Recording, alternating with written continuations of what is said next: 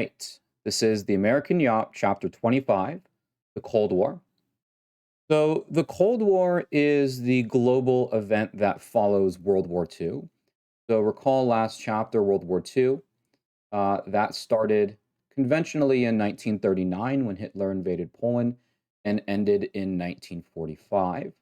Immediately as World War II ends, the world is sent into this other conflict. We refer to it as the Cold War.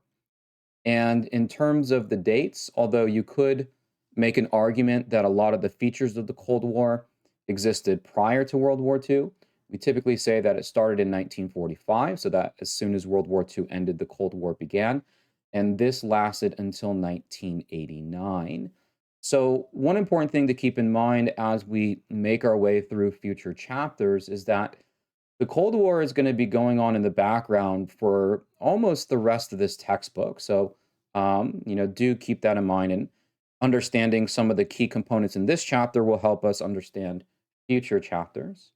We're introduced to this chapter with an image here of a testing of a nuclear weapon in Nevada in 1962. And this points to an important feature of the Cold War, and that's something that we call the arms race. And the arms race was a competition by the United States and the Soviet Union to develop the latest and greatest in terms of weapon technology. And we can connect that back to the ending of World War II, the atomic weapons that were used on Japan to force their surrender. The idea is that nations want to continue building bigger, badder, more destructive weaponry. So why don't we go ahead and just define the Cold War here in terms of a definition, and then we can progress from there. So as far as the Cold War is concerned, we're going to define this as the global political and ideological struggle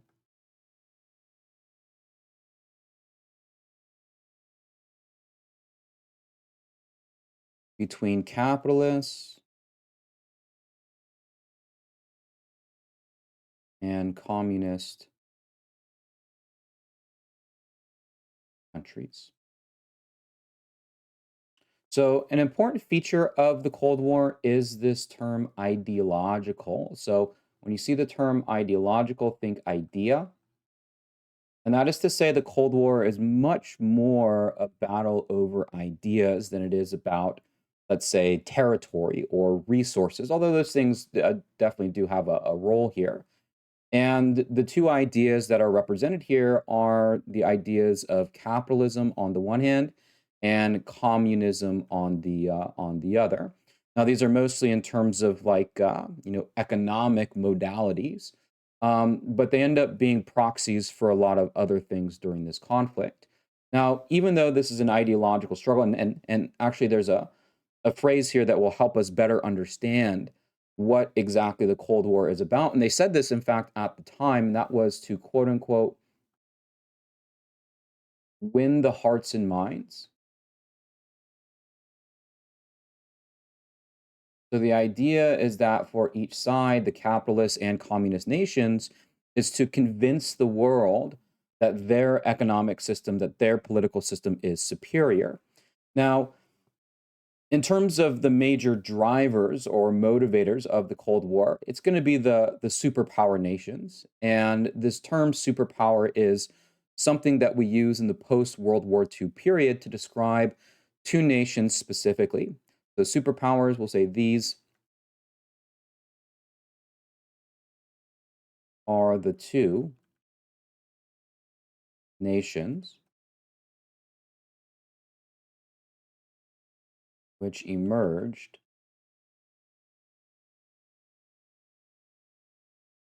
from World War II. Say leading the world in wealth, power, and influence.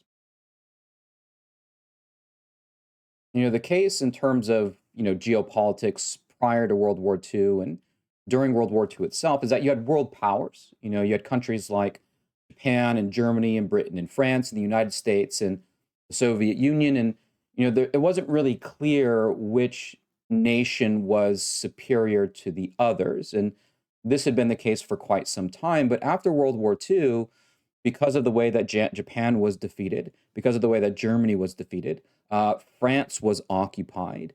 Nations like Britain, even though they did emerge on the victorious side, the British had fought in World War II longer than any of the other victorious powers, and so they were forced to give up their empire. So after the war was over, there's really only two nations that stand above everyone else in terms of wealth, power, and influence. And we don't just call them world powers, we call them superpowers because there's really nobody else close. And it's the superpowers that lead this Cold War. One is the United States. And the United States represents and will fight and influence for the ideas of capitalism and democracy. The other one is the Soviet Union, which is for communism. And if you're a little bit confused about, okay, what's capitalism and what's communism, they're different economic models. Capitalism champions individual ownership. Communism is state ownership. You might think about this in terms of a very simple example of something like private property, right? In the United States, individuals own their own land. In a communist system, the resources are not, or property is not owned by individuals, but it's owned by the state, right? Communally, that's the idea. And in terms of the Soviet political system, it's mostly one-party rule. The Communist Party, they have elections within their own party, but they're interested in advancing the ideology of communism. So when we think about the Cold War conventionally, in a broader sense, yes, it is a struggle between the capitalist and communist countries, but a lot of times we say, look, the Cold War is really the United States versus the Soviet Union, capitalism versus communism. That's a little bit more simplified of an explanation. Now, an important thing to understand about the development of the Cold War is that these two nations, the United States and the Soviet Union, had actually been allies during World War II. You had the US and the Soviets. But we saw that during World War II, even though the Americans and the Soviets got along because they had a common enemy in Germany, right? That old adage, the enemy of my enemy is my friend. Having a mutual enemy in Germany made this alliance possible. But as Germany was being defeated, even before their official surrender, as the German threat was being put away, this cooperation between the Americans and the Soviets began to disintegrate. And you saw this happening a little bit during some of those post-war conferences where the Americans and the Soviets were trying to decide, what are we going to do after the war? And eventually they couldn't figure anything out. The best example was the case of Japan. Remember that during World War II, an agreement that was made between the Soviets and the Americans was that the Americans had agreed to attack Germany if the Soviets agreed to attack Japan. Well, by the time the war unfolded, the Americans went at Japan alone without Soviet assistance. They didn't want it, and they didn't need it. So the Cold War and this animosity that develops between the Soviets and the Americans, it's sort of step by step and event by event, the relationship deteriorates. By the ending of World War II, the American ambassador to the Soviet Union, George Kennan, sends a long telegram back to the United States outlining the current diplomatic situation between the Soviets and the Americans. So the long telegram will say this is a communication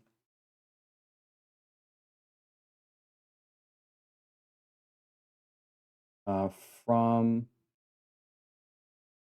the, we'll say the Soviet ambassador.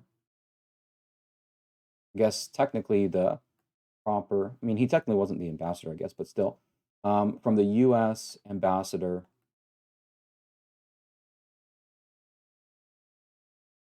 to the Soviet Union. That was the proper way to put it. Oops. Union. And what he said in that long telegram, George Kennan, was that cooperation is not possible. And this outlined the approach that the United States would take diplomatically with the Soviet Union, seeking other ways to deal with communism and deal with the Soviets than cooperation. We have a quote here from Kennan in the long telegram. He says, quote, world communism is like a malignant parasite which feeds only on diseased tissue. Russian nationalism, in the new guise of international Marxism, is more dangerous and insidious than ever before. George Kennan, The Long Telegram, 1946. This divide between the Soviet and American worlds was further solidified when Winston Churchill, former prime minister in Great Britain and who was Britain's leader during World War II, came to the United States and more or less affirmed this division between capitalism and capitalism and communism. He gave a speech called the Iron Curtain, and in this speech, Churchill said that the Eastern European bloc, or we'll just say Eastern European nations, they under Soviet influence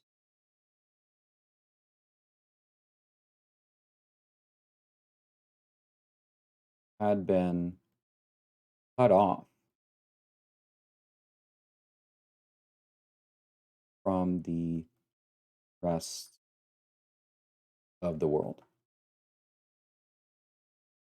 Right? An iron curtain has descended over Eastern Europe. And that was characteristic of the fact that as World War II ended, when Soviet and American armies marched towards Germany, the countries of Eastern Europe were liberated by the Soviet Union.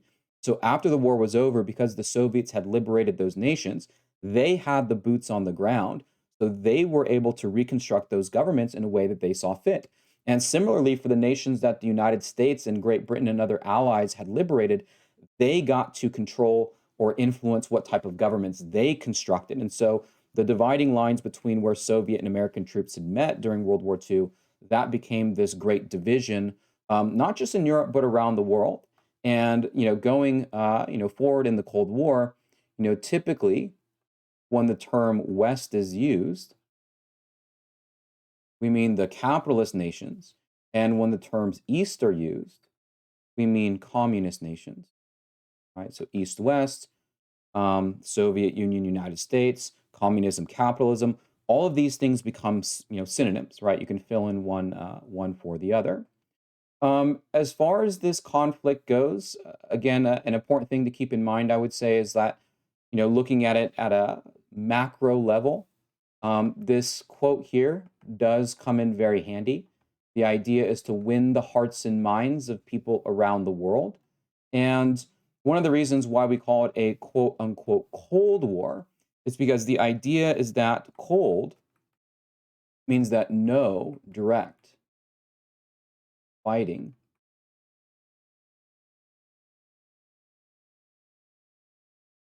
occurred between the US and Soviet Union. Where a quote unquote hot war, now they don't have anything called, the hot war, but, if a war were quote unquote hot, that would be things like, bombs, guns, et cetera, et cetera. So a unique feature, again, it's called a war, which might be a little bit misleading, but this war is much more a war of ideas. Now, there will be conflicts, and we will cover them in this chapter and in future chapters, but those conflicts are called proxy wars. And a proxy war is a war that is not directly between the United States and the Soviet Union, but the United States and the Soviet Union will be able to fight each other indirectly. So again, it's cold because there's no direct fighting between the United States and the Soviet Union, as opposed to a hot war. Now, as far as the Cold War goes, there's pretty much three phases of it, or we can track, sort of three phases. The first Cold War, this is from the 1940s as World War II is coming to a conclusion up until the 1960s. Then we enter into the period known as detente. Detente is a period, say, of relaxed tension. And this is mostly the 1970s. So in the 1970s, the competition between the Americans and the Soviets tends to die down a little bit. There's a little bit more cooperation going on in this period than in earlier periods. But the Cold War picks back up again in the quote unquote Second Cold War, and this is from 1979 to 1989. So once again, as we make our way through the next couple of chapters, this conflict will be going on in the background from the 1940s all the way until 1980. Section 2, political, economic, and military dimensions. So, like we mentioned earlier, at some of the post war conferences, specifically Yalta and Potsdam, these were conferences of the Allied powers during World War II. So, conferences with United States, Britain, and Soviet Union. And early on in the war, most of these conferences were dedicated to coordinating the war effort. How are we, us three nations, how are we going to defeat the Germans? How are we going to defeat the Japanese? Well, these later conferences, Yalta and Potsdam, they were much more about what was going to happen after the war was over. How are we going to rebuild once we win? Because by that time, victory was a little bit more clear for the Allied side. How can we reconstruct the post-war world? And they were really mired by non-cooperation between the US and Soviet Union. Britain's going to have to take a back seat a little bit here in the Cold War. And some examples that we find of non-cooperation is one, well, we'll just sort of list these things here. A divided Germany. So there was no consensus in terms of what to do with Germany after the war was over. So instead, what the Allied powers agreed upon was to divide Germany in four different parts. Now, at this time, they had hoped that this was only going to be temporary, that perhaps, they might not be able to find a solution right here, right now, but maybe in the future they can figure something out. This agreement to divide Germany into four parts, this ends up being a permanent condition, right, for Germany. And part of it was because they couldn't find anything to cooperate with. Another reason is that Roosevelt died in 1945, just right before Germany surrendered. And his successor, Harry Truman, was more, we'll say Harry Truman was, we'll say anti-communist, might be a good way of putting it. He was not as interested in cooperating with the Soviet Union as Roosevelt was. And, there was a certain degree of familiarity between Roosevelt and Stalin. For example, the two had been meeting, they had an opportunity to build a relationship with each other. And, when Truman came in, he wasn't as familiar with the process of diplomacy and wasn't really looking to cooperate maybe as much. And the third thing is that the United States, by this point, had an atomic bomb. And so, from the perspective of the United States, with the atomic weapon, there was certainly a sentiment or a feeling that we don't need any help or cooperation. In fact, you saw that in how the war unfolded in Japan. The United States defeated Japan without Soviet assistance with the use of this atomic weapon. So, those are just three examples of the type of non cooperation that started to emerge in some of these post war meetings. This non-cooperation only continues, right, as the Cold War progresses on. Another great example of this is the Bretton Woods Conference. The Bretton Woods Conference, this was a conference, let's say conference, to establish the post-war economy, right? What would the economy look like after the war was over? Because whereas deadly and destructive that the war was, there was an entire side of the economy that needed also to be considered. And what this essentially did was to create, say, an international,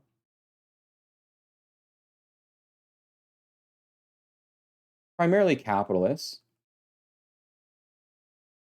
system. And a lot of nations were represented at the Bretton Woods Conference. The United States would take somewhat of a leading role there in reestablishing or rebuilding the post war global financial system.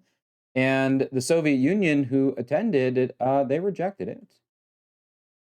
Rejected it. They did not want to be part of this new international order, on the side of the economics. So we can see the political disagreements and the economic disagreements, happening immediately after the war was over. Now, as far as the relationship between the United States and the Soviet Union goes, there was essentially three choices that the United States could take, or not three choices, but there was a range of actions the United States could have taken in response to communism. On the one hand, the most aggressive action would have been something like World War III. Was the tension and non-cooperation between the Soviets and the Americans so intense that perhaps World War III was required or desired?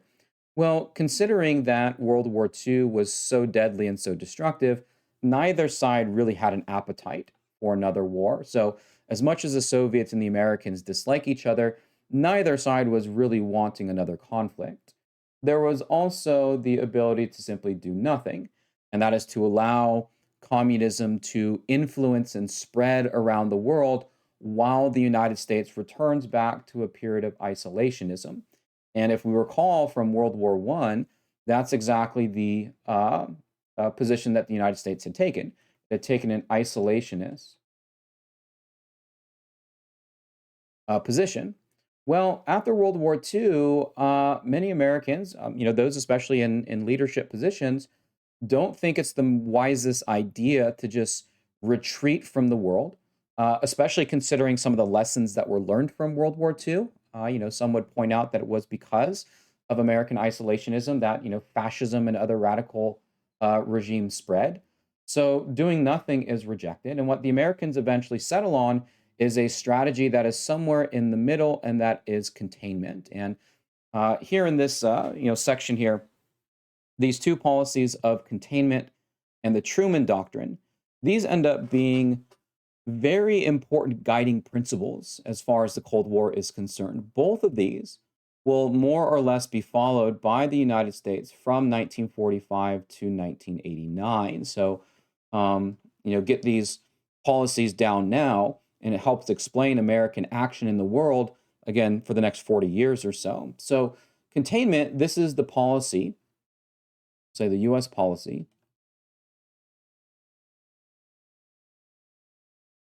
of preventing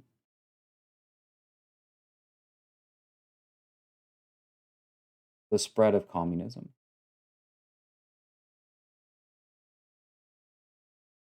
And this was inspired by the Long Telegram and George Kennan, inspired by Kennan.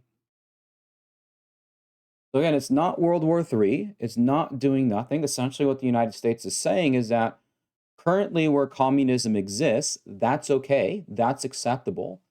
But if communism is to spread to another area, that's going to call for United States action. And that's pretty much the position that the U.S. will approach. According to George Kennan in 1947, the Soviet Union quote should be, the United States quote should regard the Soviet Union as a rival and not a partner. And that is very much the relationship. Now, another guiding principle besides containment is the Truman Doctrine, which is named for the President Harry Truman, who came into office after Roosevelt passed away in 1945. In fact, it was Truman who was president during the ending of World War II, and it was Truman who decided to use the atomic weapons. Truman is also someone that believes in containment and wants the United States to take a much more proactive approach, but he is concerned about some of the isolationist sentiment that is happening. Now, the Truman Doctrine, there's two ways of looking at it. One is a literal way, and In terms of what the Truman Doctrine was literally, was that this was a speech given by Truman to Congress to get aid, get pretty much mean money, right? Get money to prevent communism, specifically in the countries of Greece and Turkey. So, with the defeat of Nazism, the question of, well, what government is going to succeed in places like Greece and Turkey? These were nations that the British had historically had a lot of influence over, but the British after World War II are forced to give up their empire. So the British are retreating from the world. And the question is, well, what is going to fill that vacuum? And the Americans, and Truman specifically, fear that in Greece and Turkey, that communism might take hold. So he's trying to get Congress to say, look, we need to reject isolationism. We need to put money towards Greece and Turkey and prevent communism there. Now, in the short term, Truman is successful. He gets money from Congress. Communism is defeated in Greece and Greece and Turkey become two important allies in the broader Cold War. But in Truman's speech, he outlines a vision for American action in the world, and it really becomes a guiding principle for American foreign policy going forward. In this speech, and we have a little bit of a quote here from Truman in his doctrine. He says, or first of all, it says, it falls on the United States to, quote, support free peoples resisting attempted subjugation by outside pressures. So this dichotomy between free and subjugated, the Truman Doctrine in some sense paints the world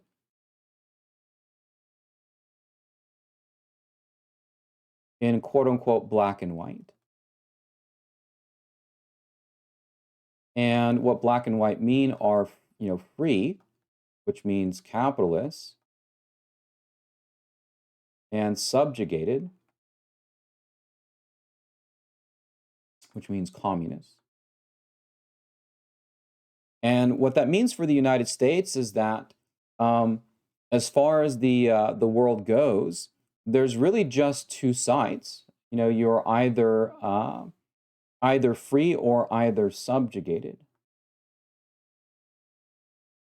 It's either free or subjugated, and that's very much the outlook that the United States has. It's free and subjugated are kind of coded terms for capitalists and communists, but as far as the American perspective goes towards the rest of the world, there's just two sides, right? You're either with us or against us. And the Truman Doctrine doesn't leave a lot of room for countries to, for example, be neutral or stay out of it, not according to the United States. And it also commits the U.S. to global, I mean, maybe not so much global at this time. I mean, we'll keep global in here. It's somewhat inferred. Intervention. In other words, the Truman Doctrine rejects isolationism. So this idea that there's only two sides, right? Capitalists and communists, no room in between. The idea that the United States is committing itself to other countries around the world, that it's rejecting isolationism. All these things are, again, these are the guiding principles that motivate U.S. foreign policy for the next 40 years. So containment, Truman Doctrine, and their significance.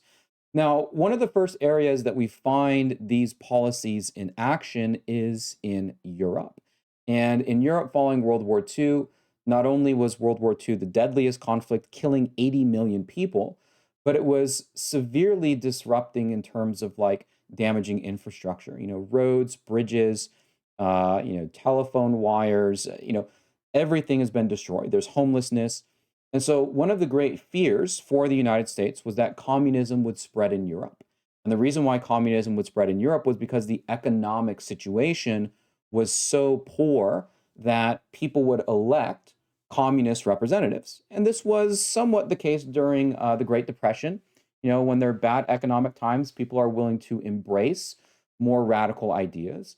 And so, for fear, we'll say the Marshall Plan, for fear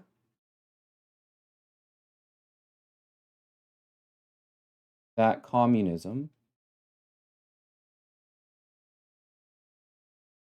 we'll say, may be, they voted in. So this is not a fear of communist takeover from the outside. This is a fear that the ideas of communism will appeal to war-torn countries. One in the US, provided, and this is what the Marshall Plan is, what is it? $13 billion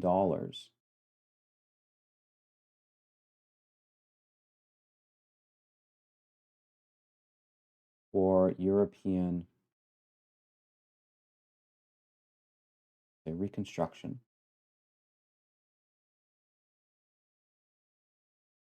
after World War II. So essentially, the best way to prevent communism is to just dump a bunch of money on war-torn Europe. And the Marshall Plan ends up being a very successful plan. Those nations that get United States aid, they end up rebuilding their economies rather quickly. I think, some textbook call it the economic miracle, the rebuilding from 1945 to 1950. And strong, stable capitalist economies end up being a pretty good deterrent against the ideas of communism. So not only does Europe properly rebuild after the war is over, but for the countries that received Marshall aid dollars, they became allies for the United States for a very long time and were not enticed by the ideas of communism.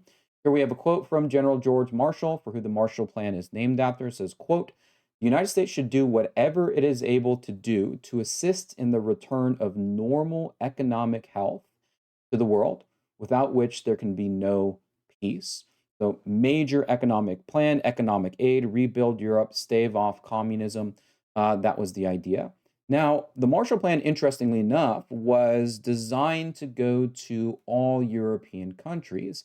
However, the nations that were under Soviet control, that had installed communist governments, the quote unquote satellite states, these are the, I'm going to call them the quote unquote independent, because technically, these are nations that are independent, nations of Eastern Europe. These were the ones that were liberated by the Soviet Union. So now that the war is over, their policies and governments are going to be dictated by the Soviet Union. This is the independent nations of Eastern Europe under Soviet control with communist governments. All right, this is what we might also describe if we use the previous term, the Iron Curtain nations, right? When Winston Churchill said that an Iron Curtain had descended over Europe, he was talking about these satellite states, which again, technically they're independent, but in reality, the Soviet Union really gets to dictate what goes on. As this foreign minister from, I guess at the time would have been Czechoslovakia, the Czech foreign minister said, quote, "We went to Moscow." Moscow is the capital of the Soviet Union. "We went to Moscow as the foreign minister of an independent and sovereign state, but returned as a lackey of the Soviet government, as like a stooge or a fool of the Soviet government." So this foreign minister is very much reflecting the idea that these nations truly aren't independent. Now, Stalin, who was the leader of the Soviet Union, again, Stalin is the Soviet leader. Stalin saw the Marshall Plan aid as somewhat of a Trojan horse, right? He didn't trust that the aid was going to Europe just out of the goodwill of the Americans, which it wasn't. It had political motives. So what he did for the satellite states, he forced them to reject it. Rejected the Marshall Plan, and this will create, and it ends up creating a a pretty significant divide between the Western and Eastern European nations as far as their economies are concerned. Not just the fact that the West accepted Marshall Plan aid and the East didn't, that contributes to it, but it's the way in which the two economies are oriented under the respective you know, superpowers, right? Superpowers. Now, up until this point, the tension between the United States and the Soviet Union has grown more non-cooperative.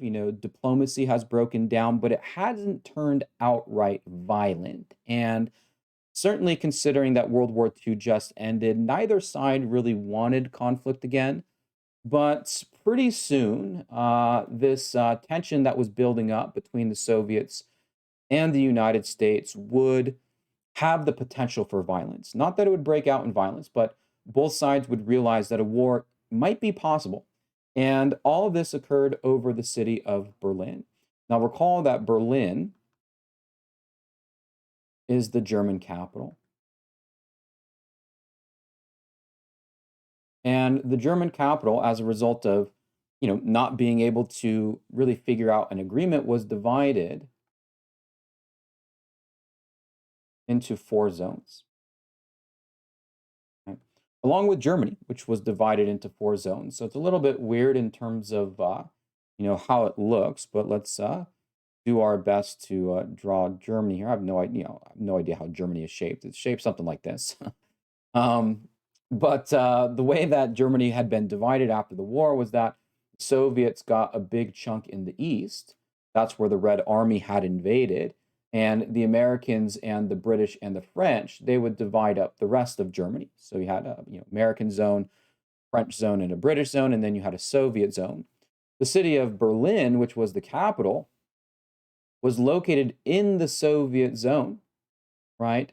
But this city was also divided into 4 different pieces. So you had in Berlin what we might describe, right? If this is, all the Soviet zone, and we'll, put it red for the Soviet Union, you had this little tiny island of Berlin that served somewhat like, quote unquote, an island of capitalism in a sea of communism. All right, so is this I mean, it looks really small, but we're talking about like 3 million people of a capital city. But this section of American occupied and American controlled territory surrounded by Eastern Germany, which eventually became called, and it was this little speck of Berlin that you had again a pretty significant situation unfold, which almost led the Americans and the Soviets into war, and we call this the Berlin blockade or the Berlin airlift.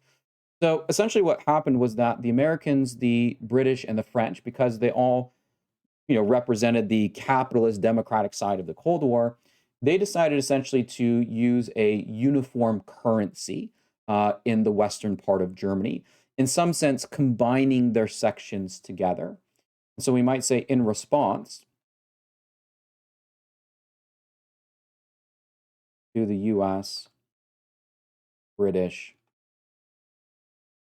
and French, we'll call it quote unquote a combined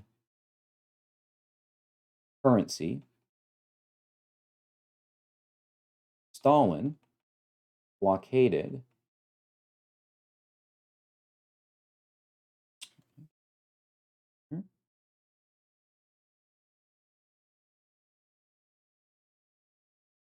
I'll say blockaded, we'll just say American Berlin.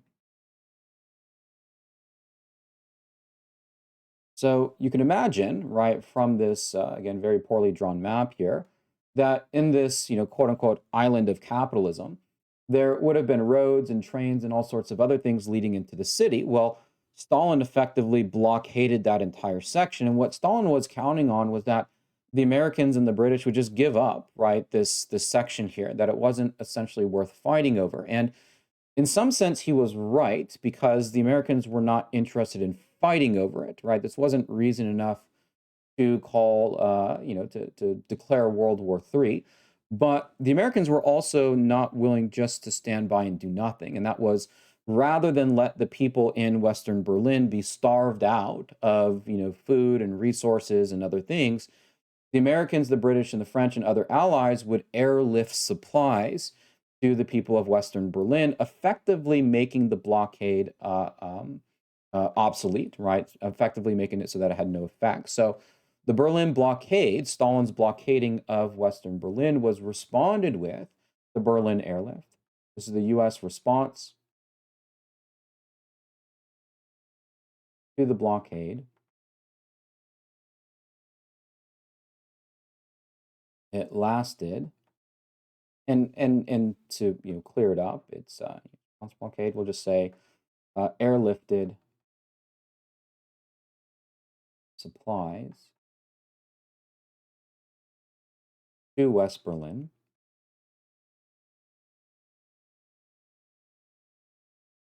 for 11 months. This went on. And again, you can imagine, things had gotten pretty tense because, yes, Soviets were counting on the fact that the United States was not willing to wage war over a blockade. But, when nations start blockading each other, there have been lesser offenses that have led to war between two nations. And when the Americans started airlifting supplies into Berlin, it might have just taken one rogue Soviet officer to start shooting at American airplanes that could have caused World War II. So, a very tense situation. It ultimately did not lead to a direct war, but it led to a sense that a war could be possible, right? Maybe in the future. Eventually, though, as Americans continued to airlift in supplies and showed no willingness to back down or to stop, the Soviets or Stalin removed the blockade.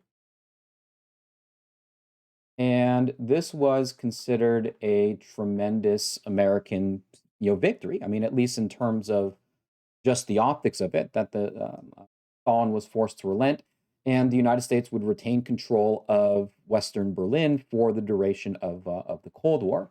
Eventually, they would build a wall. Oops. Eventually, they would build a wall around this island here, and that wall that they built around that would be known as the Berlin Wall. And what resulted from this, and if this wasn't already clear from before, was that this temporary division in Berlin and this temporary division of Germany became permanent. So Germany became divided. The western part of Germany, so essentially the British, the Americans, and the French, all combined their section into West Germany. The Soviets, Eastern Germany.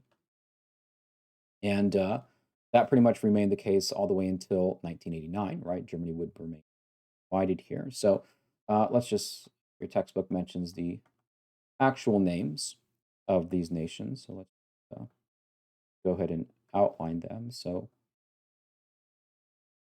West, this was called the Federal Republic of Germany.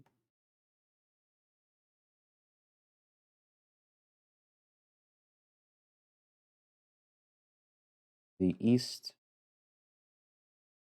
is called the German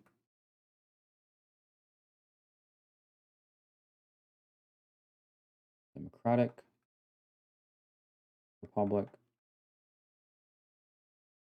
And Germany was permanently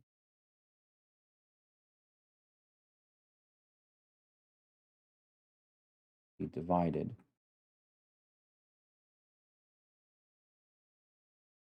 until 1989, right? So this temporary division turned permanent, and Germany became kind of a, Berlin especially, right? Berlin became a microcosm of the Cold War, East-West divide, literally a wall eventually being built between the two sides. And when we say that the Cold War ended in 1989, it's actually because the Berlin Wall is destroyed, and because the wall came to symbolize the Cold War, its destruction symbolized the. But you can see the American, British, and Canadian effort to airlift all the supplies. I believe that like an airplane landed every 90 seconds or something like that. So it was, a very big project that was undertaken by the United States to preserve Western Berlin on the side of capitalism and democracy. Now, in response to the Berlin blockade and the Berlin airlift, this increased tension, this sort of ramping up of potential outbreak for war, left both sides seeking military alliances, and that's exactly what they did. In 1949, the United States and allied nations created the military alliance known as NATO, the North Atlantic Treaty Organization. This was a military alliance.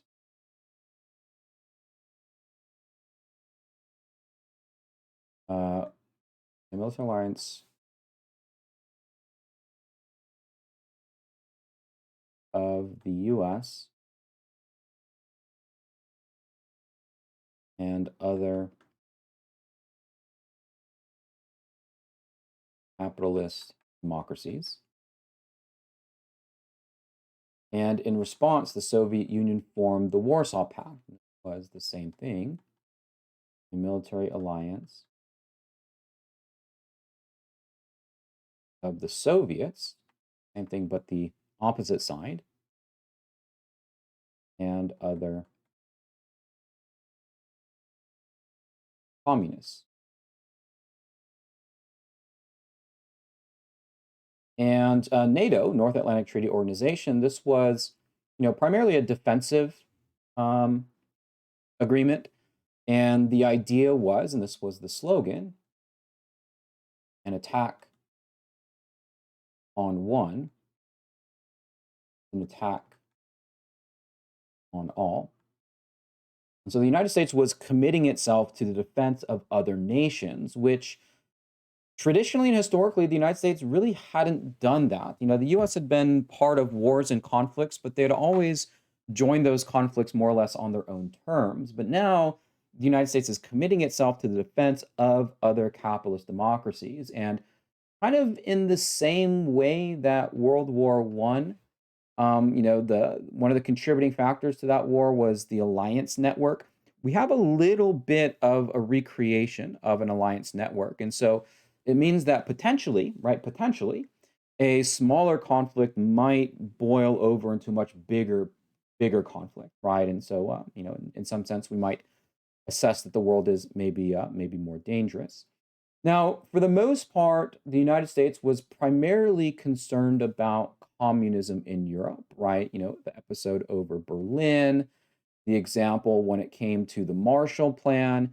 The Soviet Union, in a sense, was in Europe, or at least Soviet soldiers were in Europe. But in 1949, the United States would realize that the Cold War is actually much more global than what they anticipated. And their attention is going to be ripped away from Europe to the rest of the world, specifically in Asia. Because in 1949, a very important development takes place, and that is the founding of the People's Republic of China. This is, we'll say, the communist regime in China. And it came to power by defeating Chiang Kai-shek, you remember from last section, and the Chinese nationalists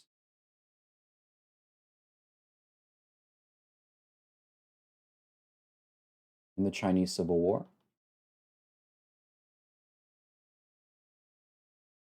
And this was a big blow to the United States. If the United States policy is to contain communism, then allowing communism to take over the biggest country in the world has got to be, about as big of a failure as one could imagine. And the United States really felt like it failed in this. It wasn't paying enough attention to Asia. It was too focused on Europe, too focused on Berlin. And while the Americans were too focused there, Mao Zedong, who was the leader, a leader of the Chinese Communists,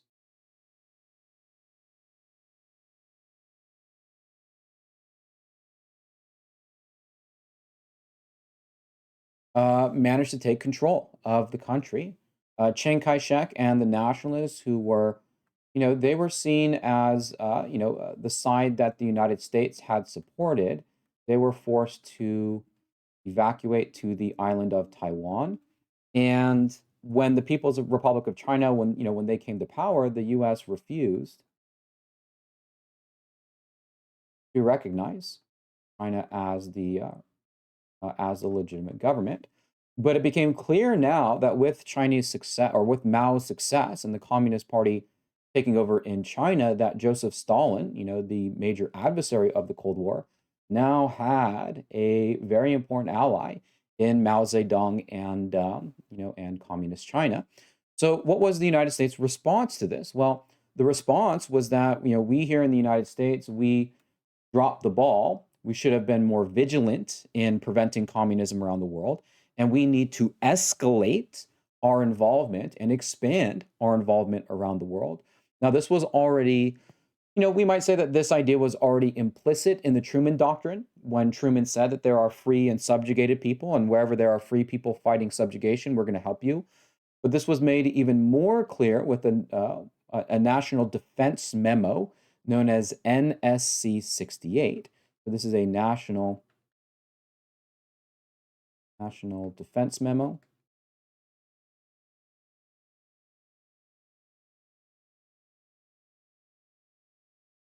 In response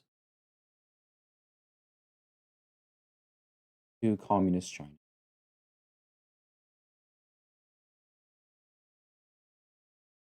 And essentially, it said that the United States was going to be more aggressive in pursuing, anti-communist efforts around the world.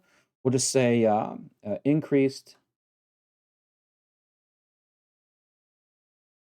We'll say U.S. Militarism and commitment.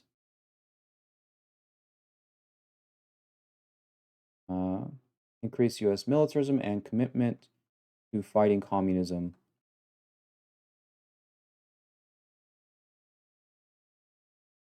globally. So after that, you find that the United States is much more involved in places like Asia, and it's fact partially because of the success of communists in China that we have essentially the first quote unquote hot war of the Cold War, and that is the Korean War, which started in 1950, ended in 1953, and is sometimes referred to as the Forgotten War. So you might say about the Korean War, this is the first quote unquote hot war, meaning that this is a war that would have actual fighting and bombing and killing and all the other things that we associate with war. But it's a war that is like pretty much all other wars during the Cold War, and it's not direct. So it's not directly between the United States and the Soviets. But we'll see that the Soviets and the Americans, they're able to fight each other indirectly, right? This is a proxy war. So there's a couple of things that are going on in Korea. So Korea, as a country, had been a Japanese colony. And had been a colony, in fact, even prior to World War II. But when the Japanese were defeated, the question was, well, what's going to happen with Korea? Because Japan can't hold on to it anymore, right? They lost the war. And so what ends up happening is that it ends up being divided by the powers, right? The superpowers, the Americans and the Soviets. The northern part of Korea is controlled by the Soviets, and the southern part of Korea ends up being controlled by the Americans. So somewhat of a similar circumstance that happened in Germany, but now here happening on the other side of the world. Now, in some sense, both North and South sought a united country. And so there is, when we look at these various proxy wars, there's layers to it, right? There's a lot of different layers when it comes to motivations and reasons. And the case of Korea is the same. So there were Korean nationalists that wanted, to unify the Korean peninsula. But then you had this, Cold War layer on top of it between communism and capitalism. So calls for a unified Korea, calls for a unified, communist or capitalist Korea, eventually resulted in North Korea invasion of South Korea in 1950, right? And this started the Korean War. So initially, this is a war that involves North Korea versus South Korea. I mean, in some sense, it's just Korea. This division between North and South didn't exist when it was a Japanese colony, or not in the same way that it did after World War II. Now, the United States is worried that by the North invading the South, which they are having military success, they are emboldened by the communists in China. The communists in China were successful in their war, so they think they can be successful in their war. However, the United States uses a new international tool to further their own goals, and that is the United Nations. And this is maybe you might say a clever use of the UN by the United States, because recall that the United Nations as an organization, this is we'll say a international government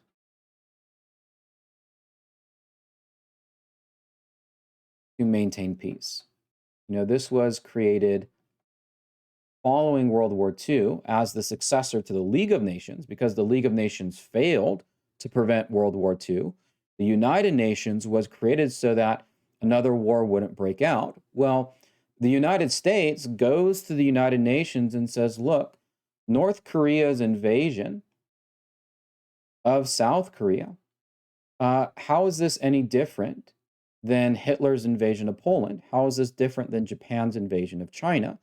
And so the United Nations successfully gets the United Nations to intervene. Again, their goal is to maintain peace, but they see North Korea's invasion as a threat to world peace. The United States sees this as a way to further their policy of containment, right, to prevent communism from spreading to, to South Korea. So we might say that the UN forces led by U.S. General Douglas MacArthur, about MacArthur down here.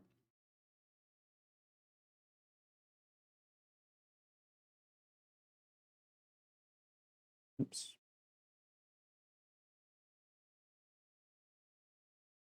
Douglas MacArthur intervene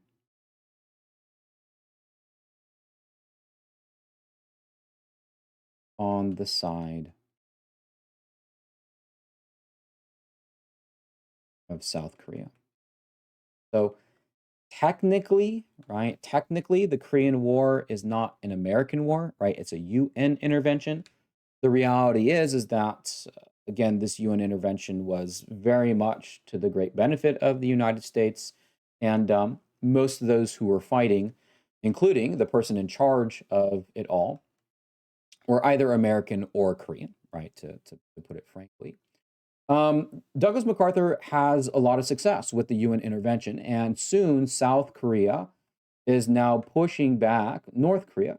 In fact, so much so that not only do they contain the communist threat, right, they reestablish the border between North and South, but MacArthur and UN forces end up pushing so far north that they begin encroaching on the Chinese border, which provokes China to enter into the conflict. So we might say MacArthur's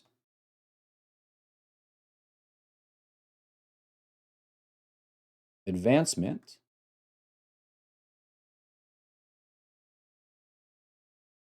provokes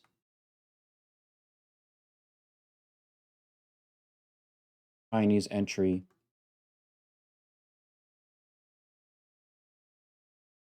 into the war.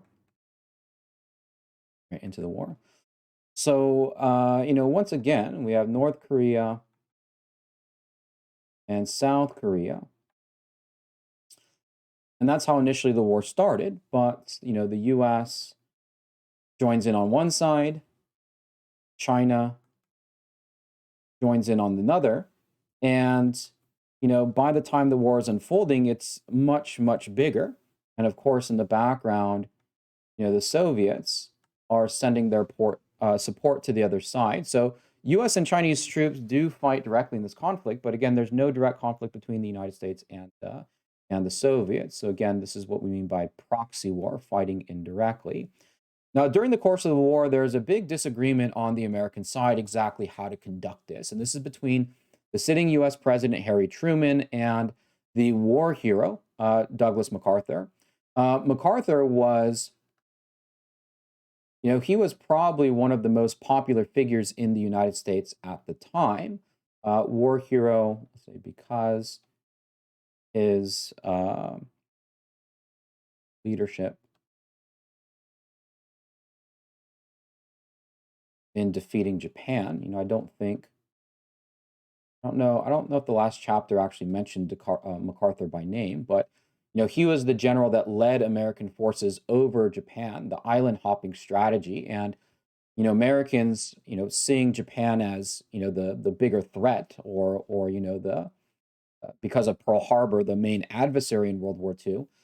There was probably nobody more popular than MacArthur in the United States. Truman was not a very popular president at this time, in fact, and so this rivalry between Truman and MacArthur ended up boiling over into the American public and turned out to be a pretty big controversy. So, what was the disagreement all about between MacArthur, this beloved, effective, famous general, and Truman, who was former vice president, not very popular at the time? Well, MacArthur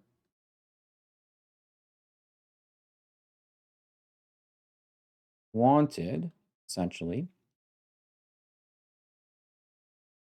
to expand the war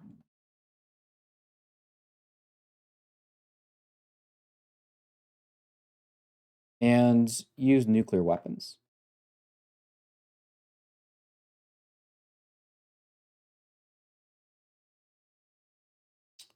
Truman refused. Truman wanted a much limited war. So, for example, MacArthur wanted to invade China. Truman said no. MacArthur wanted nuclear weapons. Truman said no. MacArthur then went public and criticized Truman. And, that was, one step too far. So what eventually resulted from this conflict was that Truman fired MacArthur from his position.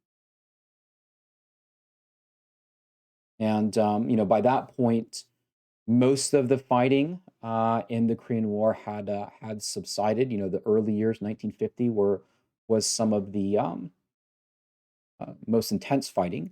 And the two sides eventually agreed to an armistice. This was in 1953.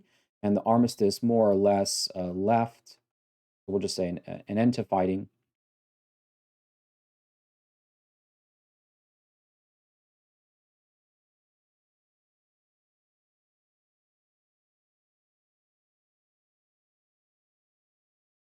Left Korea permanently divided to what it remains today. The North remains a communist state. The South remains a capitalist state. One of the reasons why the armistice was signed, or just a kind of important note here, that Joseph Stalin died in 1953, and when Stalin died in 53, there was some sort of ambiguity or question about what the future of the Soviet Union would be at the time, and his death allowed for an armistice to be signed. And so, when we think about the long-term consequences of the Cold War, Korea is probably the best example because that's a divide that was created from the Cold War and continues to exist today. But that conflict, the Korean War, that is again what we call the forgotten war. We tend to overlook that, but in the early 1950s, 1950 to 1953, there was a war that waged on in Korea. The conflict of the Cold War that is probably much more familiar, or we might say the conflict that defines the Cold War in the United States, is the conflict in Vietnam. And in the 1950s, we start to see the beginnings of the Vietnam War. It's not underway yet, but we see the origins of it. Now, Vietnam has somewhat of a similar story to Korea and the way in which, the ending of World War II and the Cold War ends up shaping the future of the country. So initially, Vietnam, it's a country in Asia, if you're not familiar, it's kind of by China. It had started off as a French colony. So all the way back to when we talked about imperialism, we said that the United States had created a colony in places like the Philippines. Well, the French had created a French colony in Vietnam.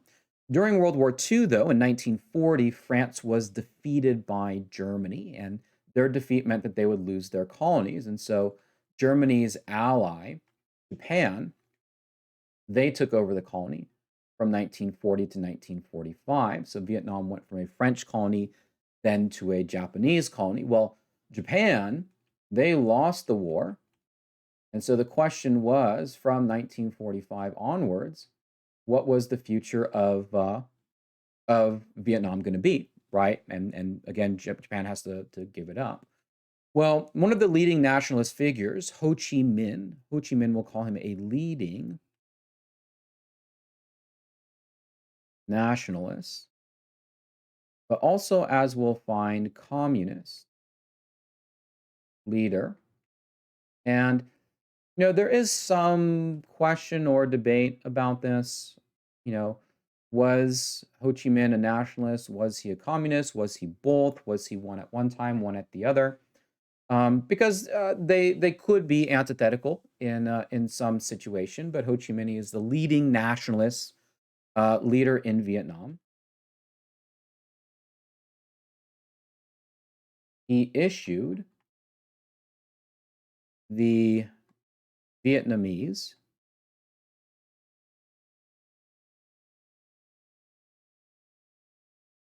Declaration of Independence,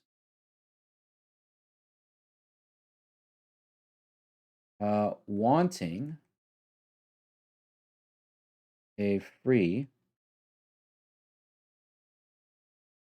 and independent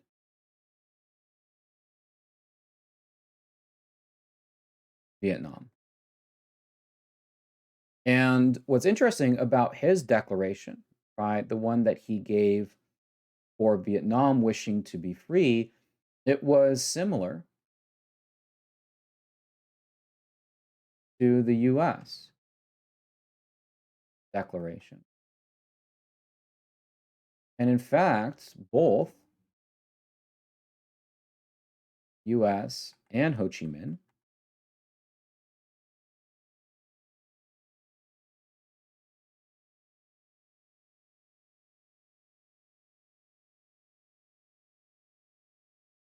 fought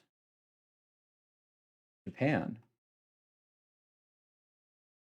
in World War II. So this is one of the more interesting aspects or interesting features about the Vietnam War, is that there was a time between 1940 and 1945 that the United States and Ho Chi Minh had a common enemy, right? Ho Chi Minh wanting Vietnam to be free from outside rule. This time it's the Japanese, the United States also fighting against the Japanese. So he had modeled a Declaration of Independence that was somewhat similar to the American Declaration of Independence. And I think Ho Chi Minh really hoped that America would support the idea of an independent Vietnam.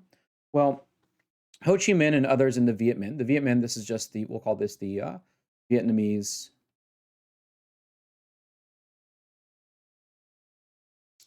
Nationalist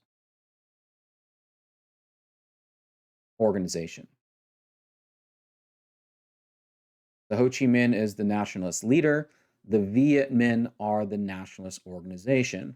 Unfortunately for Ho Chi Minh and the Vietnamese, this appeal for independence and this idea of trying to maybe persuade the Americans to support independence, this did not come to fruition because, in fact, the French, who had controlled the colony prior to Japanese occupation, they wanted to reconquer Vietnam. So France attempted to reconquer Vietnam, and they had their reasons. Why? After World War II. So even though Ho Chi Minh might have been appealing to the United States, France was a much, much more important ally in this conflict. And so essentially, a conflict emerged where on one side there was the Viet Minh, right? Again, people like Ho Chi Minh who wanted Vietnam to be independent. And there was the French who were trying to reconquer. Well, because France was such a good ally and such a strong and important ally in Europe, the United States decided to give their support to France. Well, knowing what we know about proxy wars in the Cold War, if one side is getting support from France, the other side's going to get support from the Soviet Union, and that's exactly what happens. And so this little component of this conflict, the American assistance to French reconquest of Vietnam. This is the origins or the roots of the Vietnam War, right? So we might just say the origins of the Vietnam War. Not yet, right? Americans aren't directly involved yet, but in some sense, we're dipping our toes in the water of what will be a future conflict. Now, unfortunately for France, so this lasts from 1946 to 1954, their reconquest is thwarted by the Vietnamese at Dien Bien Phu. This is a battle. The French lose.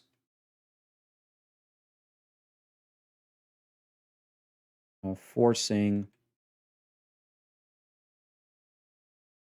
their withdrawal. So effectively, France is no longer in the conflict. And so on the side supporting capitalism and democracy, the United States kind of gets stuck with the bill in some sense. And so what this means is that, once the French withdraw, well, what's going to be the future of Vietnam? Section 3, the arms buildup, space race, and technological advancement. As far as the Cold War is concerned, technology actually played quite a big role, most clearly on the military front. Weapons technology would turn out to be very important. But as we'll see, there are other ways in which technology could be used to further the interests of both the Americans and the Soviets that weren't maybe necessarily related to like weapons or military. Because technology was important and because information was important, both the Soviets and the Americans engaged in espionage. That is to say that U.S. and Soviet Union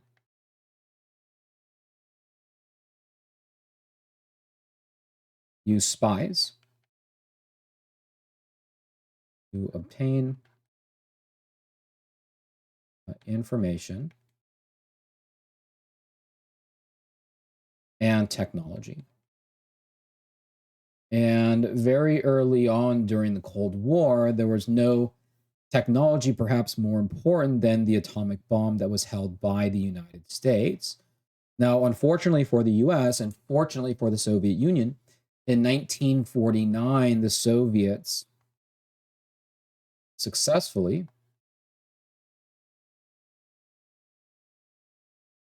tested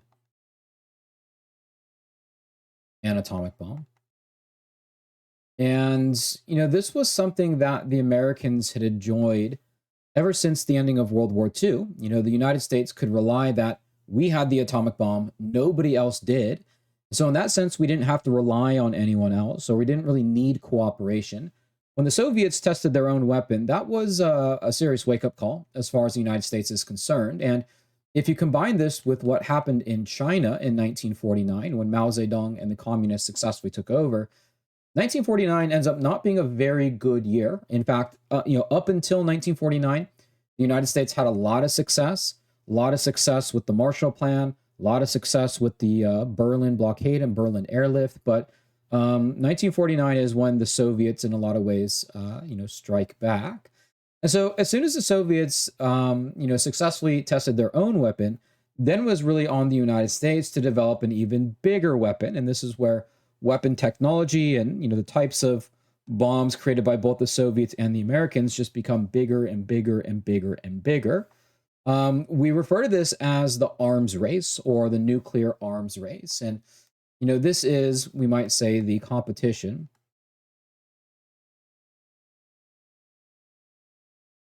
between US and Soviet Union to develop more weapons and bigger weapons. And those technological advancements came. Scientists figured out how to make a bigger bomb called a hydrogen weapon or a hydrogen bomb, called a hydrogen. And the United States developed one in 1952, and the Soviet Union developed one in 1953. So, as far as weapons technology was concerned, it seemed as if the Soviet Union was catching up very quickly. And this arms race was not just in terms of the size of the weapon or how big the bomb was, it was also in terms of which side had more weapons. So, for example, it was the case that if the United States possessed 10 atomic weapons, then the goal for the Soviet Union would be to build 20. And then because the Soviets had 20, well, now the United States needed more. So they needed 40. Well, you end up having this arms race where each side continues to build up more and more and more weapons. And you essentially get to a point where both sides have the capacity to do incredible damage, if a war were to break out. Now, the arms race, or the buildup of the military that really characterizes the Cold War, a lot of it happened under the presidency of Dwight D. Eisenhower. He serves from 1952 to 1960, and we'll say president during the arms race. Dwight D. Eisenhower had been, commander of Allied forces during D-Day. He was a war hero. He was responsible for Allied victory over the Nazis in Europe. So Eisenhower ends up being a pretty well-liked president overall. One thing about Eisenhower was that he is committed to much of the same policies that preceded him with Truman. So we might just say committed to earlier policies like containment and the Truman Doctrine. He does put his own signature, we might say, on Cold War policy. It's typically Eisenhower that we associate the most with massive retaliation. This is, we'll call it Eisenhower's policy. And it certainly reflects the buildup going on between the U.S. in terms of their weapons. And this policy more or less stated that a Soviet attack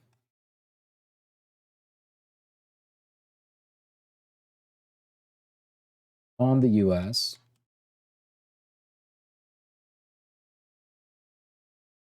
would be met with quote-unquote massive retaliation. This was a warning to the Soviets that the United States was prepared to unleash in its entire arsenal if it came to a conflict. This pattern of continuously building up more and more and more and more weapons between both sides. We eventually reached the point between the Americans and the Soviets where mutually assured destruction, or MAD, was reached. We might say about mutually assured destruction that the arms race created Okay, so many weapons that any war between US and Soviet Union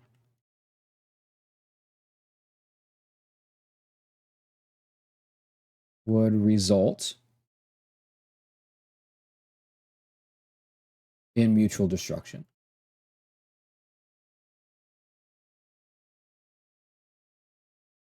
And that became a very scary reality for a lot of the Cold War, that both the Americans and the Soviets had built up such an arsenal in terms of weapons that if a war were to break out, neither side would be able to survive.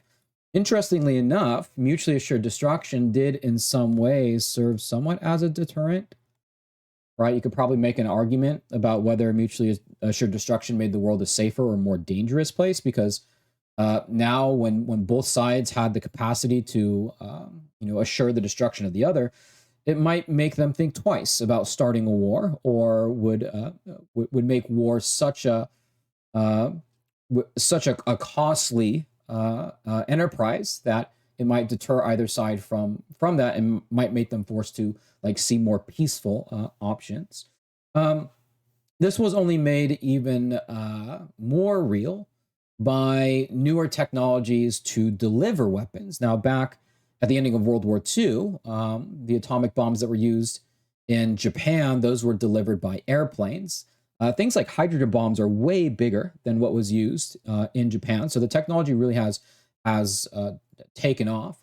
But what also changed was the way to deliver these weapons, and both the Soviets and the Americans developed what were known as ICBM, as this stood for Intercontinental Ballistic Missiles. And these could deliver, say, nuclear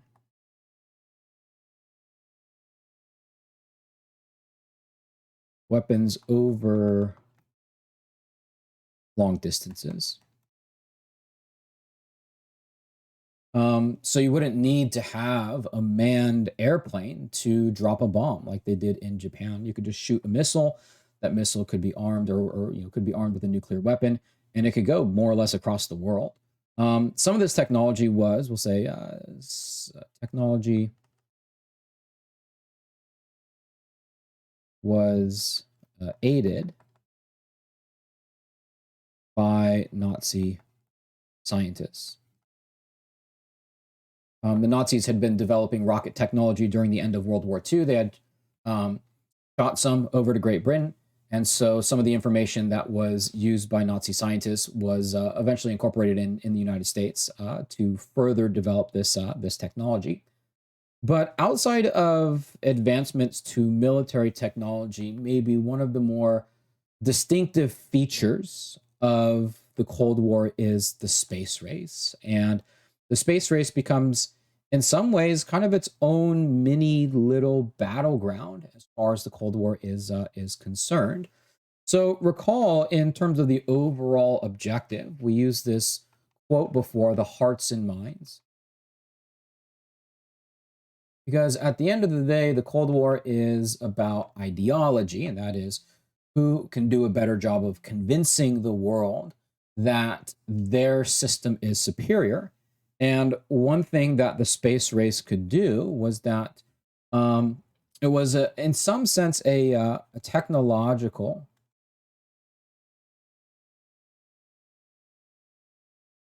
competition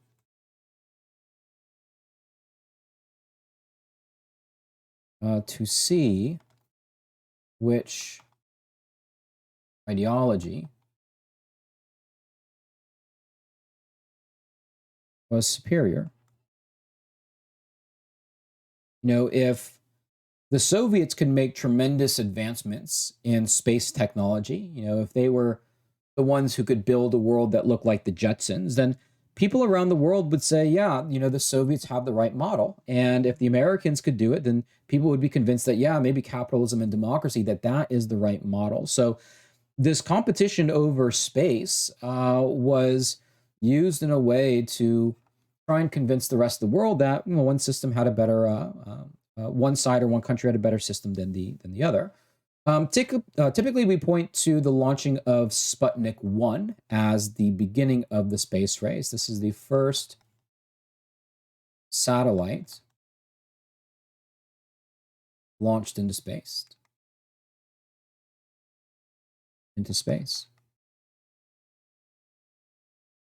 And this was launched by the Soviet Union. At the time when Sputnik was launched, it really scared Americans because there was a feeling that we here in the United States were getting left behind, and the Soviets were advancing so much in terms of their technology. They had launched this satellite into space. A lot of people were even afraid that it might be something like a weapon, even. But in response, the United States began to pour a lot of resources and a lot of time into their own space technology to show the world that essentially we could beat the Soviets as far as space exploration was concerned. In response, the United States founded NASA, the National Aeronautics and Space Administration. And, the goal was to beat Soviet technology, specifically in space, right? In space. And so with that, both, the Americans, they eventually launched their own satellite into space, but the Soviets, they were really some of the early victors in the space race. The Soviets hit the moon first, right? So they got the first satellite. They hit the moon. They launched the first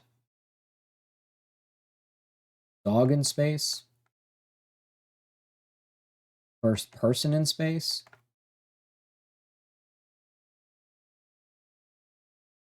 And so that provoked the US, which, had lost a couple of these things, but was very quickly on the heels of the Soviets as far as technology goes. So Yuri Gagarin, he was what they called a cosmonaut, a Soviet astronaut.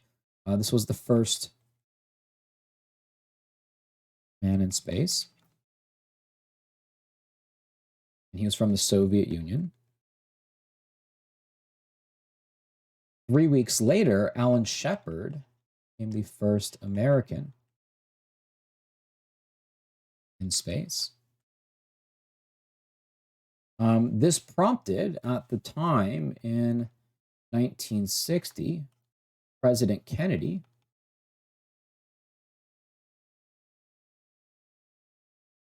promised the first man on the moon. So for the 1950s, typically we would say that the space race was won by the Soviets in the 50s, right? They had all these achievements, but President Kennedy, when he was elected in 1960, he made it a goal that we, the United States, we would eventually win the space race by promising to land a man on the moon by the time the decade was over. Section 4, the Cold War Red Scare, McCarthyism, and liberal anti-communism. So this section focuses a little bit more on what the impact of the Cold War was at home. And what we find is that Americans were very concerned, afraid even, of the threat that the Soviet Union posed. And oftentimes we might even say that the Cold War sent Americans into a panic. We use this term Red Scare to describe, we'll call this the American fears of communism during the 1950s. And the 1950s, even though the Cold War lasts all the way until 1989. Typically, the 1950s are the height of the Red Scare. Now, sometimes you might also see this appear as the second Red Scare because there was actually an earlier Red Scare. And if you're curious, red, that is the color of the Soviet flag. So sometimes you might even just use the term red as a fill-in for communist. But there's actually an earlier Red Scare, the first one, and this one was in the 1920s after World War I, and that was when the Soviet Union first came to power. So sometimes you do see this Red Scare differentiated between this one. I think your textbook tries to differentiate the two by calling this the Cold War Red Scare. So that way we know we're talking about the one taking place in the 1950s. And there is no single person that best represents the Red Scare than Joseph McCarthy. Joseph McCarthy is the personification of the Red Scare. And we'll say about Joseph McCarthy, he was a senator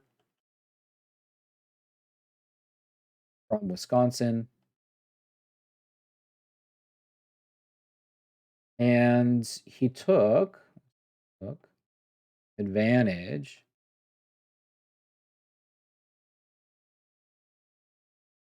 of the fears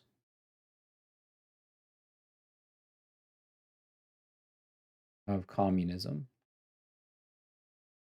He very famously claimed to have a list of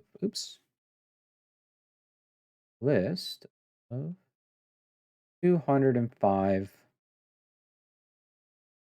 communist spies. Say communists in the US government. And when he came out with this accusation saying, look, I have a list of 205 communists that are actively sabotaging the country, he was never able to substantiate those claims. He never actually provided the evidence, but Americans were so afraid that they essentially went along with it. And Joseph McCarthy managed to build a career off of this. Other ways in which the United States sought to root out any sort of communist influence at home was through organizations such as HUAC, HUAC. This stands for the House Un-American Activities or activities committee. And what's interesting is that the HUAC was actually established during World War II, where un-American activities in World War II would have been associated with Japan and Germany. But it lasted into the Cold War era and became a major mechanism for investigating communism at home. We'll just say about it held hearings about communism at home. And there were several other laws that were passed in order to deal with potentially the threat of communism at home. One good example is the McCarran Act, which required communist organizations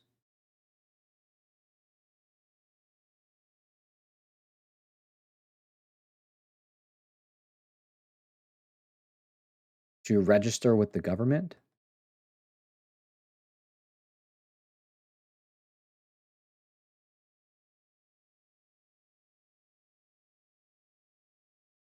You know, there were a lot more things like, loyalty oaths.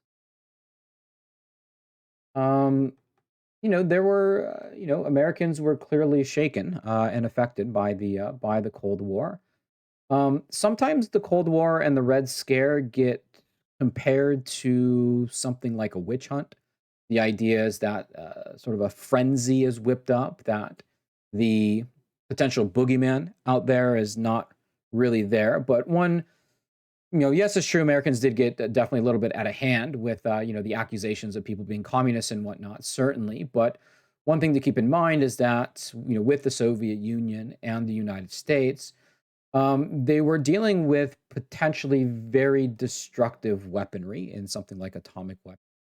That the Soviets and the Americans did actually spy on one another. So, in some ways, yes, it was like a witch hunt looking for something that's not there, but not quite exactly, because espionage did exist and nuclear weapons did exist. And in hindsight, we can look backwards and say, yeah, well, none of those weapons were used. So what was everyone so panicked about? But at that time, they didn't entirely know that.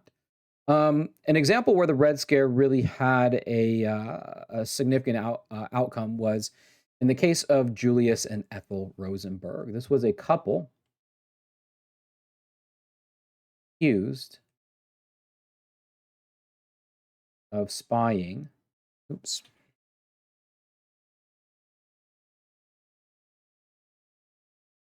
For the Soviet Union. And they were eventually found guilty of it. Now, the husband, Julius Rosenberg, he did have access to information, top secret information, by working with the military. It's less clear exactly how involved his wife was. At the time, though, the evidence wasn't all that strong, but because the fear was there and the panic was there, it led to them being found guilty, and they were both executed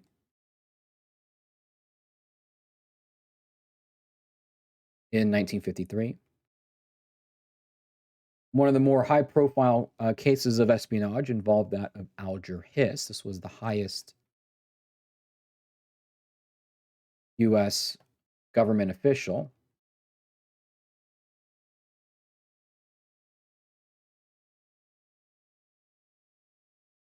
accused of being a Soviet spy.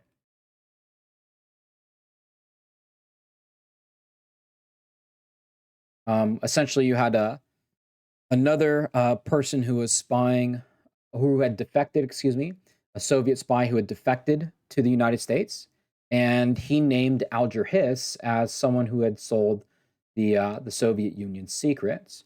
But by the time that Alger Hiss was brought to court to face his charges, the statute of limitations had expired, so he couldn't be charged with certain crimes. And eventually, the only charge that he was hit with was perjury, which is like, I think, just lying or something along those lines. But he was a very high-ranking official, and the accusations against him did seem credible. So, in the cases of Julius and Ethel Rosenberg, in the cases of Alger Hiss, Americans had specific people to point to say, look, yes, espionage is taking place, and maybe, just maybe, we should believe McCarthy when he makes those various accusations. Now, there were other members of Congress and other politicians who did take advantage of this. One was Richard Nixon. And Richard Nixon, before he became vice president, before he became president, he really built a political career, say, going after people like Hiss, but more or less suspected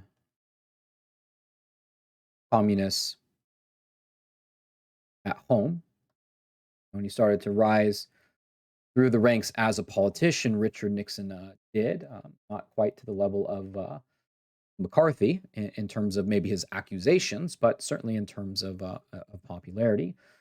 So all of this, right, everything from the WHO Act to the loyalty oaths to registering communists with the government, the cases of Julius and Ethel Rosenberg, Hiss, et cetera, this all gave McCarthy much more leverage in his accusations, and it made it more and more difficult for others to challenge him. In fact, McCarthy's accusations and McCarthy's actions were so infamous that he gets his own term, McCarthyism, which in some sense, McCarthyism, we have a definition here, but it's, in some sense, it could be, accusations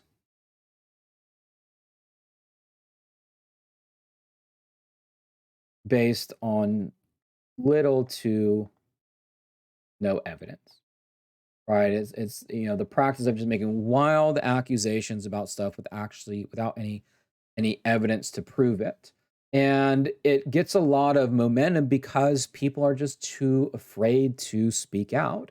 I mean, if you were to be one to challenge McCarthy, McCarthy might turn towards you and turn the mob towards you and say, look, maybe you're a communist. And then that would put you on the outside looking in. We have a definition of McCarthyism here in 1950 um, in terms of what it meant. Quote, the means by which a handful of men, disguised as hunters of subversion, cynically subvert the instruments of justice in order to help their own political fortunes. So, um, in was this Frida Kirchwey?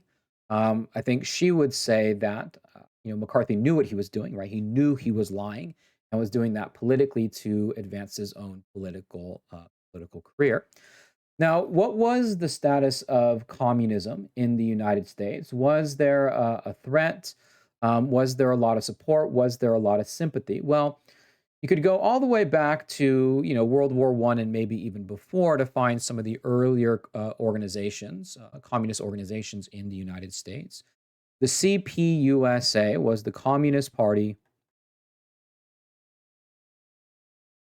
USA, and it was founded during the first Red Scare in 1921. And so communist organizations had existed in the United States even before the Cold War was officially underway. But CPUSA was, and this was true more or less, I would say, of communist organizations, very limited in terms of popularity, right? Limited popularity. So it existed prior to the Cold War, but only around 80,000 members, the textbook states, in terms of who actually belonged to it. During the Great Depression, though, communism became a little bit more popular, because the perceived failure of capitalism. It made people in the United States, think and think more favorably of communism. And so, during the 1930s, the Popular Front was formed, and this was an effort to, in some ways, maybe blend is not the right word, but we'll use blend. Effort to blend communism and American values. Um, Maybe to make communism mainstream.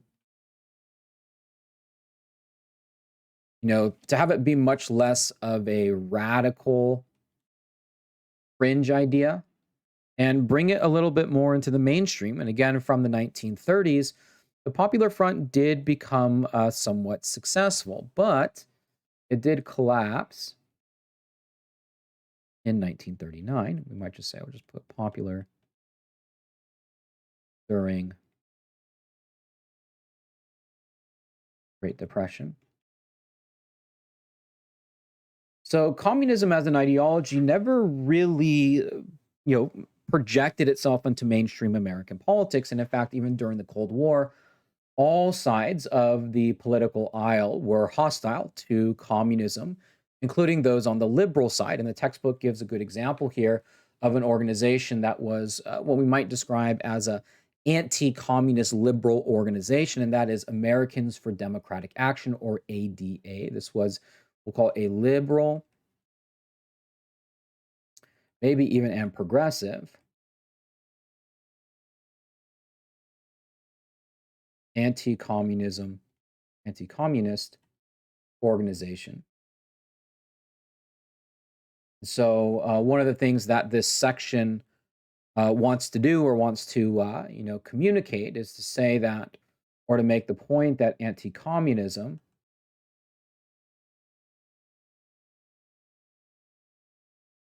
was bipartisan. And bipartisan, or partisanship, means political parties. So both the Republicans and Democrats were against. Go ahead and rewrite that. Republicans and Democrats. And so what that meant was that if you were accused of being a communist, there really wasn't a lot of people out there who were willing to sacrifice their reputation to speak on your behalf. The pursuit of communists in the United States was from the Republicans, it was from the Democrats, it was from liberals, it was from conservatives, it was from, the apparatus that was established to fight the Cold War, like the CIA, but it was also internal. J. Edgar Hoover, who was the director of the FBI, and the FBI is generally concerned with crime in the United States. He directed a lot of his effort towards battling communism. And so we might say director of the FBI sought to battle communism. All right, so to use the FBI to root out any potential influences. Now, of the people who were accused, or of the institutions that were accused of communism, probably the big three, I would say. One was the government, and of course, Joseph McCarthy was very vocal about, exposing communist spies in the government. Another one was universities. In fact, a lot of university professors were accused of spreading communist rhetoric, and oftentimes universities came under the purview of Cold Warriors looking to root out communists, or even the FBI. And interestingly enough, we might not imagine this, but also Hollywood, the film industry, because if this is a war for the hearts and minds of people around the world, Hollywood might be the most powerful institution because of their ability to make movies and TV shows that could send messages around the world. And so, of some of the institutions that were investigated by organizations like the HUAC, the House Un-American Activities Committee, um, they would bring forward members of Hollywood, including people like Walt Disney and Ronald Reagan, who at the time was an actor but later on would become president of the United States.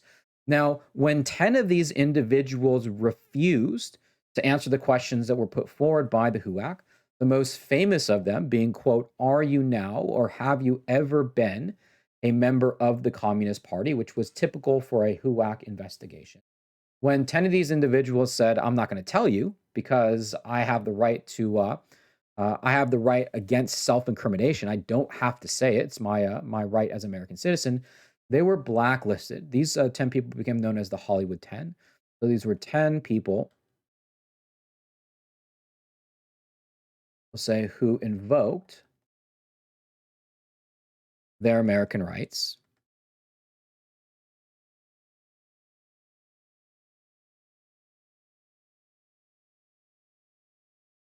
when questioned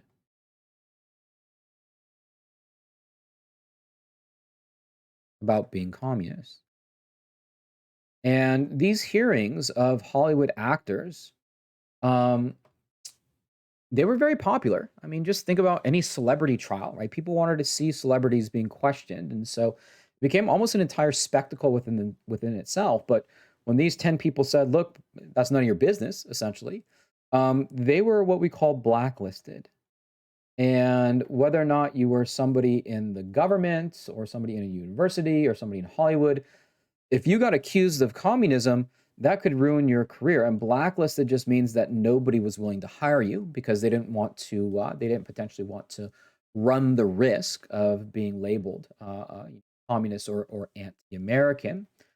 Now, the anti-communist frenzy did reach a pinnacle, but not before, altering, I would say, American culture in a pretty significant way.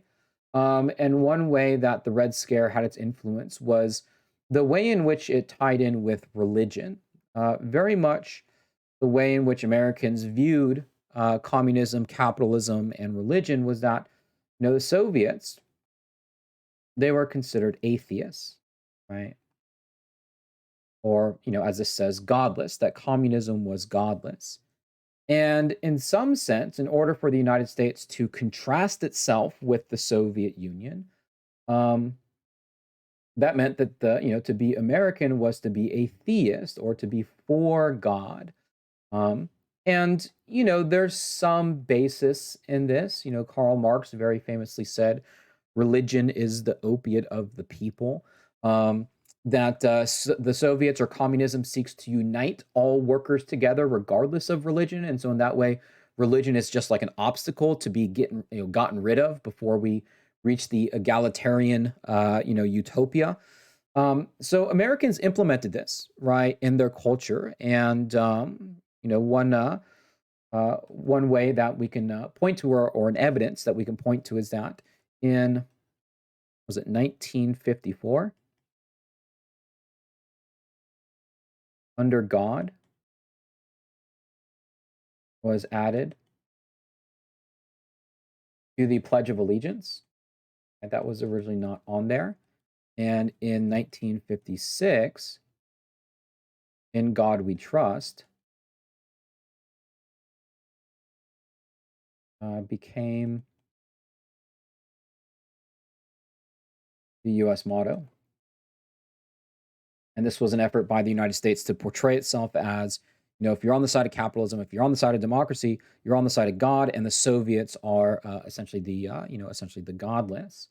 Now, eventually, though, Joseph McCarthy would the public would become privy to McCarthy's actions. So all of this allowed for McCarthy to make more outlandish accusations, right? Each time that people believed him, he just accused the next higher up of being communist. That was until McCarthy took on the U.S. Army, which ended up being his downfall. We'll say McCarthy accused the U.S. Army of being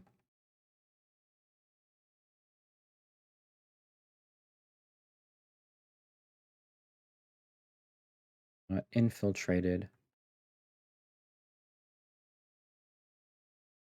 by communists. And when he did that, the United States Congress opened up hearings and gave McCarthy a chance to prove it on live TV. We'll say hearings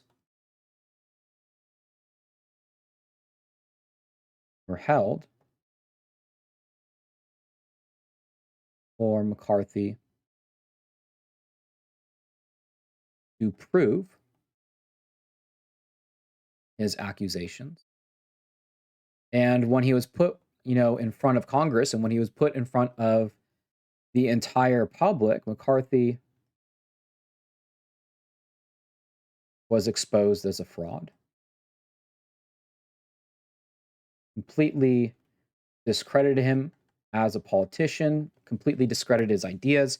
In some ways, you might say that Americans, after exposing McCarthy, not entirely, but snapped out of the Red Scare in some sense. Section 5, Decolonization and the Global Reach of the American Century. So the Cold War coincides with another very important global event, and that is decolonization, which in short is the end of imperialism.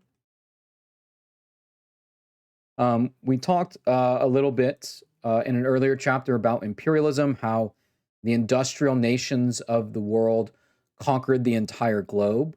That comes to an end after World War II, right? World War II is the ending of the imperialistic world order.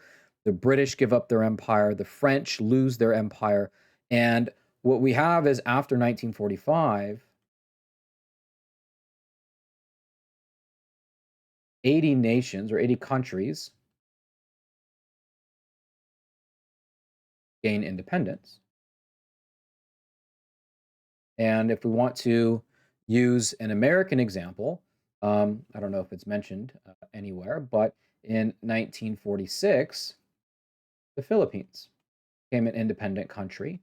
So there's even an American example of giving up or losing their colonies, in this case, the Philippines. So with 80 new countries around the world, this created, in some sense, kind of like a battleground for American and Soviet influence, because the question was, what ideology, communism or capitalism, would these nations embrace?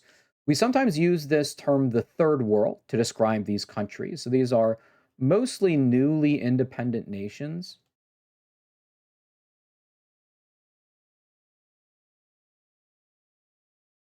And for the time being, they are neither, we'll say, communist or capitalists. And these nations essentially become a battleground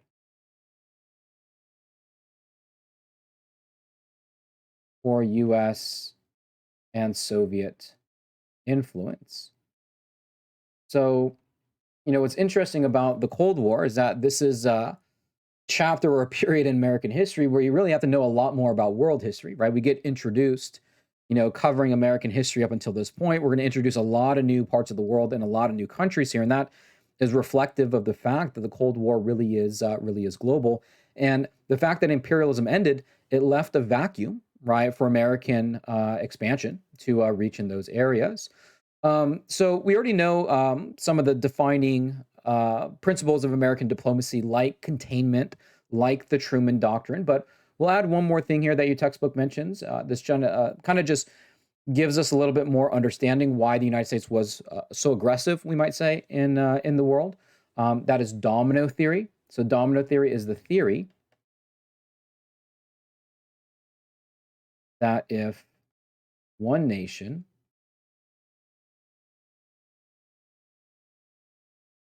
falls to communism,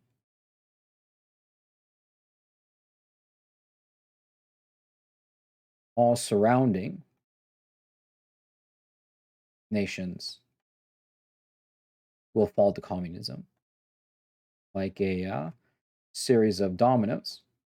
So, this belief that the Americans had just made it so that American intervention was more important, right? That we can't simply sit back and allow one country to fall, because when one country falls, that's one problem, but then all the countries around them are now susceptible, and that could be three problems, and three problems turn into nine problems. So it just gives us a little bit more of an understanding why there's such um, a reaction to intervene as soon as possible. Now, as the United States is projecting its influence further and further across the world, as the arms race is underway, the Soviets and the Americans are building bigger and bigger and bigger militaries, bigger and bigger and bigger arsenals. Some Americans are becoming concerned about this militarization. And in fact, the American that is most closely associated with the critique of this arms buildup is, in fact, Dwight D. Eisenhower himself, who in 1961 gives a speech warning Americans about what's called the military industrial complex. And we can go ahead and just define the military industrial complex as the US military.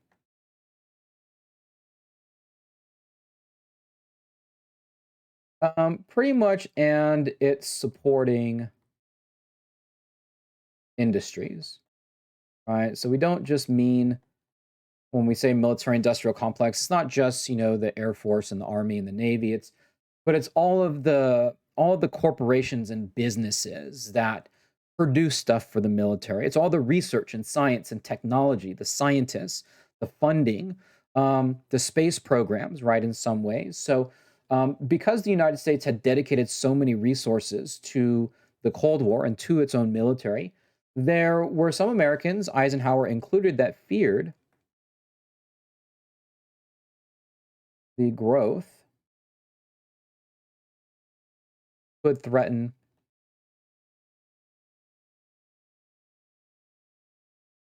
US liberties, right? That the military could become so influential that it could have a detrimental effect on American citizens. And Eisenhower, when he left office in 1961, gave a speech called the Military Industrial Complex speech.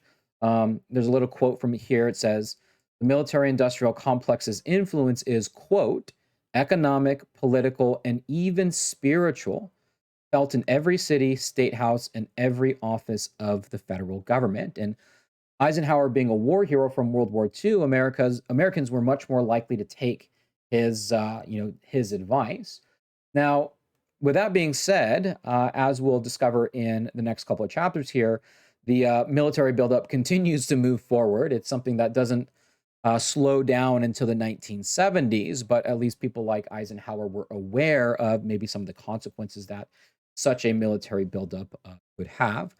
So the United States would continue to fight the Cold War again, in these third world nations, or in the third world, via proxy wars. We identified proxy wars before, but these are conflicts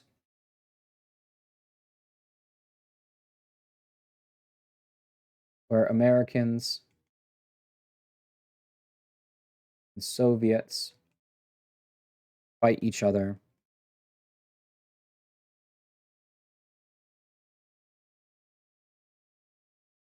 indirectly, right? Indirectly. And that is the key point. The Soviets and the Americans are never fighting each other directly in these conflicts, but they're going through other nations. And we already learned about two of them. One was in Korea, and the other one was in Vietnam. And there are plenty of other examples to include. In fact, so many examples that you can't really include all of them in this section. So proxy wars definitely are a feature. Once again, this term hearts and minds, I've mentioned it several times so far, but it goes to show you just the scope of the war. So, for example, in this competition over hearts and minds, one of the ways in which the Americans sought to promote the American way of life by was advertising things like consumer goods. We might just say about hearts and minds that the Cold War maybe was also fought with culture.